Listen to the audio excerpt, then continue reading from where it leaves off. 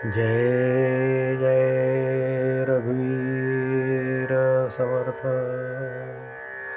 शुका सारिखे पूर्ण वैराग्य ज्यांचे, वसिष्ठा परी ज्ञान योगेश्वरांचे, कवी वाल्मिका सारिखा मान्य ऐसा. नमस्कार माझा सद्गुरु रामदासा. जानकी जीवन स्मरण जय जय राम. महारुद्र हनुमान की जय. समर्थ रामदास स्वामी महाराज की जय. जय जय रघुवीर समर्थ.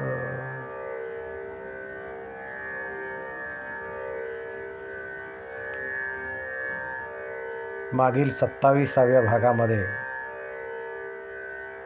आपण श्री गुरूंनी जे निरावलंबी चित्त न्यावे याचा आदेश दिला होता आणि त्यानुसार वर्तन करण्यासाठी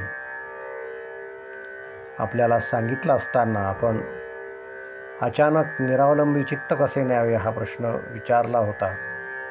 त्या अनुषंगाने श्री गुरूंनी पुन्हा एकदा सगुणाकडे जा आणि श्रवण कर असे सांगितले होते. हे असे का सांगितले, हा नेम का सांगितला याविषयी आपण बोलत होतो. सगुणाकडून निर्गुणाकडे जाणं तितकंसं सोपं नाही आहे. सगुणातून सुटका होणं तितकंसं सोपं नाही आहे. सगुण म्हणजे कुठली वस्तू नव्हे जी कुठेतरी तुम्ही सोडून आलात किंवा तिचं विसर्जन केलं की तुम्ही मोकळे झालात, असं सगुण नव्हे. मुळात तुम्ही पण सगुण आहात.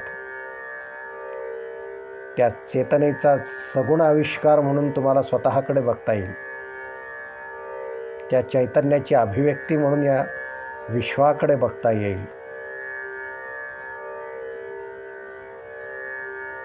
तो ईश्वर परमात्मा कुठे आहे, त्याचं निरावलंबी, त्याचं आलंबन कसं करावं हे न कळल्यामुळे हे प्रश्न आपल्याला पडलेले आहे. आणि श्री गुरूंनी आपल्याला समजावलं होतं की जोपर्यंत सगुणातून सुटका होत नाही तोपर्यंत निर्गुणाकडे जाता येणार नाही, कारण तोपर्यंत प्रश्न विसर्जित होत नाहीत.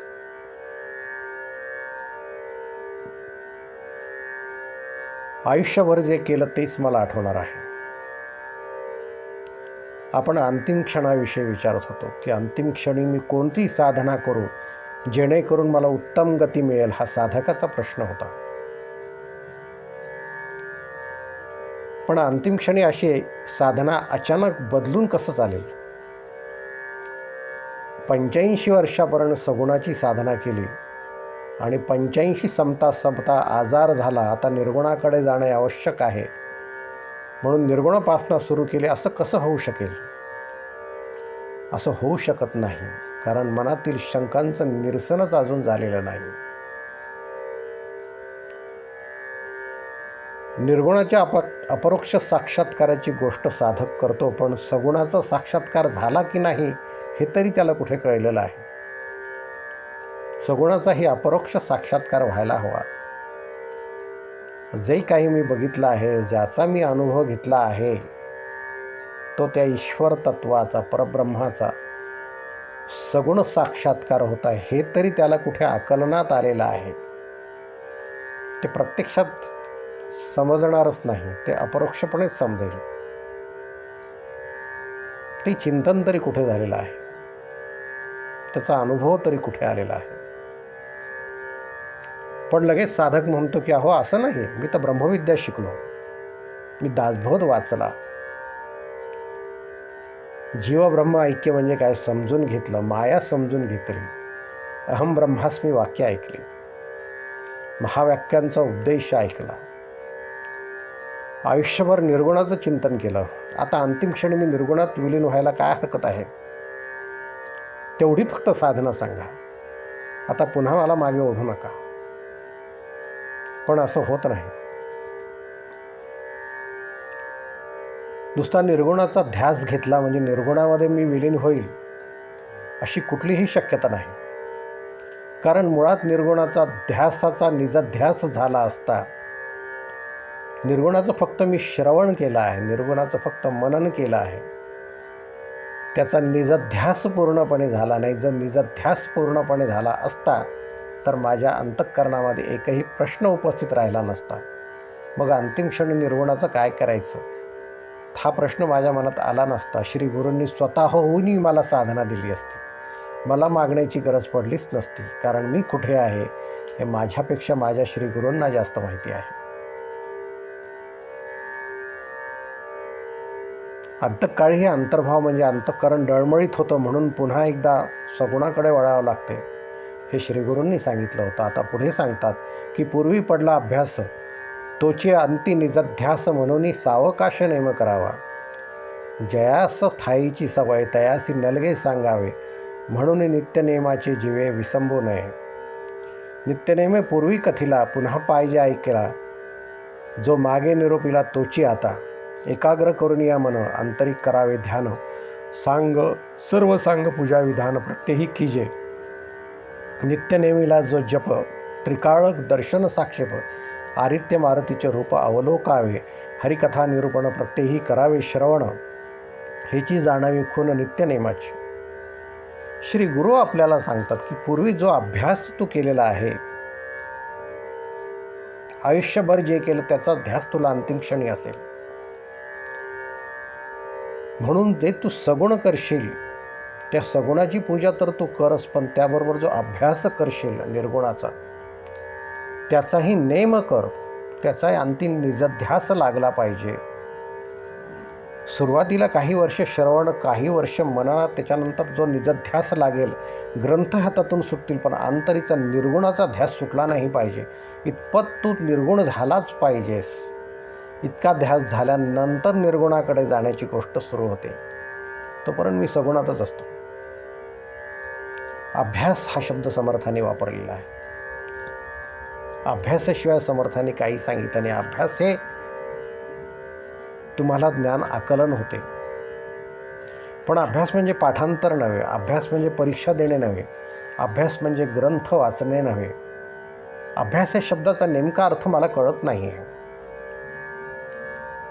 अभ्यास म्हणजे अभ्यस्त होणे. आपण अभ्यस्त होतो. नव्याने आपण सायकल हातात घेतो तेव्हा आपल्याला सायकलचा हँडलही धरता येत नाही, पायडलवर पाय ठेवता येत नाही, सीटवर बसता येत नाही, सायकल चालवता येत नाही. आपण 2-4 वेळा खाली पडतो, पण पुढे अभ्यस्त होतो, सवय लागते, पायडल मारतो, सीटवर बसतो, हँडल सरळ धरतो, ब्रेक दाबतो, सवय लागते. हार्मोनियम वाजवतानाही सुरुवातीला स्वर बघून वाजवावे लागतात, मग खाली बघण्याची गरज पडत नाही, अभ्यस्त होतो, सवय लागते. केव्हाही हार्मोनियम हाती घेतला की न बघता स्वरांवर बोटं जातात, किंवा सायकल हातात धरले की लगेच पायडलवर पाय जातं. कुठल्याही गोष्टीला अभ्यस्त होणं गरजेचं आहे. आयुष्यभर सगुण चालू असतानाही निर्गुणाचा ध्यास अंतरंगात जा असेल तर मनुष्य अभ्यस्त होतो. त्यासाठी वेगळा प्रश्न पडण्याची गरज काय आहे? किंवा मला अंतिम क्षणी साधना कोणती दिली म्हणजे मी पुढील जन्मात उत्तम गती मिळवेल असा प्रश्न मनात येण्याची गरजच काय आहे? याचा अर्थ तो अजून सगुणातून सुटला नाही. म्हणून समर्थ अभ्यास सांगत आहे. आणि जो अभ्यास तू आयुष्यभर करशील त्याचाच निजध्यास तुला लागेल. श्री गुरु सांगतात की साधना इतकी अंगवळणी पडली पाहिजे की मनुष्य इतका अभ्यस्त झाला पाहिजे की त्या सवयीनं तो गेला पाहिजे. शेवटच्या 5 वर्षामध्ये संध्या गायत्री करून किंवा जप वेगाने करून मनुष्य अभ्यस्त होत नसतो. आयुष्यभर क्रिया केल्याने अभ्यस्त होतो. म्हणून सावकासं नेम करावा असं श्री समर्थ सांगतात. ज्यास ठाईची सवय त्यासी सांगणे न लगे. त्याला सवय लागलेली त्याचा प्रश्न नाही, अंगवळणी पडले. तू सकाळी उठलं की स्नान करून संध्येलाच लागतो, त्याला भगवंत दिसतो. दुपार झाले की तो नैवेद्याला आसुसलेलाच असतो, स्वतःच्या जेवणाला नसतो, भगवंताला जेवू घालायचं म्हणून नसतो. संध्याकाळ झाले की उपासनेची द्वारं आपोआप उघडू लागतात, तो निष्प्रश्न होऊ लागतो. म्हणून श्री समर्थ सांगतात की एकाग्र करून या मन अंतरी करावे ध्यान, सर्व सांग पूजा विधान प्रत्येही करावे. हे नित्यनेमाने करावे. नित्यनेम. समर्थांनी अभ्यास आणि नित्यनेम या 2 गोष्टी सांगितलेल्या आहेत. आणि या दोन्ही गोष्टी करण्यासाठी साक्षेप लागतो. कष्ट करण्याची मानसिक आणि शारीरिकही क्षमता असावी लागते. सतत करण्यासाठीची क्षमता असावी लागते, इच्छा असावी लागते. पुन्हा पुन्हा समर्थ ते सांगतात जे सुरुवातीला सांगितलं होतं की नित्यनेम केला पाहिजे. कोणता नित्यनेम? श्री समर्थांनी सांगितला होता, नित्यनेमीला जो जपत त्रिकाळ दर्शन साक्षेप आदित्य मारुतीचे रूप अवलोकावे, हरिकथा निरूपण प्रत्यही करावे श्रवण, ह्याची जाणावी खूण नित्यनेमाची. तुम्ही म्हणाल मी अंतिम क्षणावर प्रश्न विचारला होता की अंतिम क्षणी मी काय करू. मृत्यू समोर दिसत असताना तुम्ही मला सगुणाचं ध्यान आणि हरिकथा निरूपण सांगत आहात का बरं? पण मागील भागात आपण बघितलं की समर्थ सांगतात की सद्गुरूंनी हे आधीच सोय करून ठेवलेली आहे, पूर्वीच विचार करून ठेवलेला आहे. का? पूर्वीच म्हणजे साधनेच्या सुरुवातीलाच विचार केला आहे की साधकाला जी मी साधना देणार आहे ती केव्हा तरी करायची साधना नाही आहे. ती आठवड्याला एकदा करण्याची साधना नव्हे, महिन्याला एकदा करण्याची नव्हे, वर्षातून 2-4 वेळा करण्याची सवय ती साधना नव्हे. ते नित्यकर्म किंवा नैमित्तिक कर्मसुद्धा नव्हे, ती नित्य साधना आहे. नित्य साधनेने तो अभ्यस्त होईल. सुरुवातीला श्री समर्थांनी सांगितलं होतं की पशुपती श्रीपती आणि गभस्ती यांच्या दर्शनी दोष जातील तैसाची वंदावा मारुती नित्यनेमे. विशेषतः देवतांचं दर्शन नित्यनेमाने घ्या. त्यामागे असलेले ईश्वर तत्व तुम्हाला दिसायला लागेल. सूर्य, गभस्ती, पशुपती, श्री भगवान शंकर, श्रीपती, विष्णू, मारुती, शक्ती या सगळ्यांचं दर्शन नित्य घ्या. यामागे उभे असलेल्या भगवंताचं सूत्र तुम्हाला दिसेल. साक्षात भगवंत निर्गुण स्वरूपात आहे हे तुम्हाला जाणवू लागेल. आणि हे जाणवणं गरजेचं आहे. त्यासाठी रोज त्याचं दर्शन घेणं, रोज सगुण पूजा करणं गरजेचं आहे. सगुणाची पूजा नित्य केल्यानंतरच तुम्ही स्वतः सगुणात आहात आणि तुमचं त्या सगुणाशी असलेलं नातं कळेल. आणि या दोन्हीच्या सापेक्ष असलेलं निर्गुण काय आहे हे तुम्हाला आपोआप समजू लागेल. ही व्यवस्था सद्गुरूंनी आधीच साधना सुरू करण्यापूर्वीच केलेली आहे. म्हणून सगुणासोबतच श्री गुरु सांगतात की हरिकथा निरूपण प्रत्यही करावे श्रवण, ह्याची जाणावी खूण नित्यनेमाची. मी नित्यनेम कोणता करणार आहे?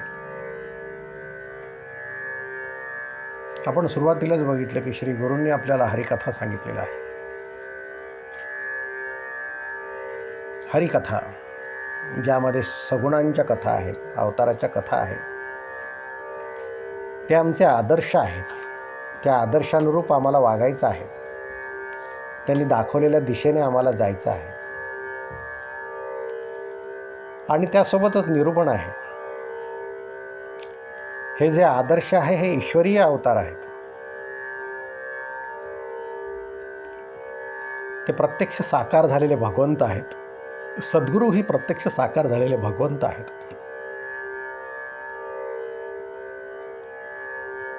त्यांच्या साकारत्वाच मला खरं म्हणजे कळलं पाहिजे की हे भगवंताचं साकार स्वरूप आहे. त्यांचं साकारत्व समजून घेणं गरजेचं आहे. आणि जेव्हा हे माझ्या लक्षात येईल तेव्हा एक लक्षात येईल की सद्गुरू सुरुवातीपासून हरिकथा आणि निरूपण का सांगत आहे. हरिकथेद्वारे मी सगुणाशी जोडला जाईल ते गरजेचं आहे. कारण माझा देह सगुण आहे. मला सगुण भगवंताशी एकरूप होणं आणि त्याच्याशी संवाद साधण्यासाठी मूर्तिपूजा का होईना पण ती करणं गरजेचं आहे. आपण बघितलं आहे की मूर्तिपूजा हे शास्त्रीय आलंबन आहे. आणि शास्त्रीय आलंबन असल्यामुळे आणि मी देहात असल्यामुळे मूर्तिपूजा विहित आहे. पण आमच्या दोघांच्याही सापेक्ष असलेलं निर्गुण काय आहे, निरुपाधिक ब्रह्म काय आहे हे समजणं गरजेचं आहे. त्यासाठी निरूपण आहे. हरिकथा निरूपण प्रत्यही करावे श्रवण निरूपण कशाचं करतात? निरूपण अध्यात्माचं करतात. अध्यात्म म्हणजे काय? माया ब्रह्मविवरावे त्यास अध्यात्म म्हणावे. म्हणजे एकीकडे श्री गुरु सगुण सांगत आहेत, दुसरीकडे निर्गुण सांगत आहे, आणि हे सुरुवातीपासून सांगत आहेत. जेव्हा श्री गुरु साधना देतात ती नित्यनेमाने करणे गरजेचं आहे, आणि केवळ नामच नव्हे, सगुणपूजाच नव्हे, तर आध्यात्मिक ज्ञान, परब्रह्माविषयीचे ज्ञान, तेही निरूपणाच्या माध्यमातून स्वीकारण्याचे सद्गुरूंनी संकेत दिलेले आहेत. तरच हळूहळू माझ्या चित्तातून माझा देह जसा जसा विकल होत जाईल तसतसे सगुणही सरकत जाईल, किंचित क्षीण होत जाईल, धूसर होत जाईल, आणि माझे चित्त, माझा स्वभाव, माझी स्थिती, माझी जाणीव जशी अव्यक्त आहे तसेच अव्यक्त आणि निरुपाधिक ब्रह्म व्यक्त होत जाईल, आणि माझे चित्त त्याच्याशी एकरूप होत जाईल. वेगळी निर्गुणाची साधना सद्गुरूंना मागण्याची गरज नाही. त्यासाठी अंतिमतः श्री गुरु सांगतात की ह्याची जाणावी खूण नित्यनेमाची. हरिकथा निरूपण करणे, श्री गुरूंनी दिलेली साधना करणे, ती नित्यनेमाने करणे आणि त्याच्याशी अभ्यस्त होत जाणे, म्हणजे सवयीचे होत जाणे, इतके सवयीचे की त्याच्या व्यतिरिक्त मी वेगळा नसेलच, माझं अस्तित्वच नसेल, इतकं अभ्यस्त होत जाणं, हीच मुळात निर्गुणाची साधना आहे, जी साधकाला निष्प्रश्न करते. श्री गुरूंनी आपल्याला ती नित्यनेमाने करायला सांगितलेली आहे. ती करणं गरजेचं आहे, कारण सद्गुरूंनी अंतिम क्षणी काय होणार आहे हे जाणून त्या साधनेची रचना आजपासूनच तशी केली आहे. त्या दिशेनं जाणं गरजेचं आहे, श्री गुरु सांगत आहेत. पुढील भागात सद्गुरू आपल्याला काय सांगणार आहेत ते आपण पुढच्या भागामध्ये बघूयात. जय जय रघुवीर समर्थ.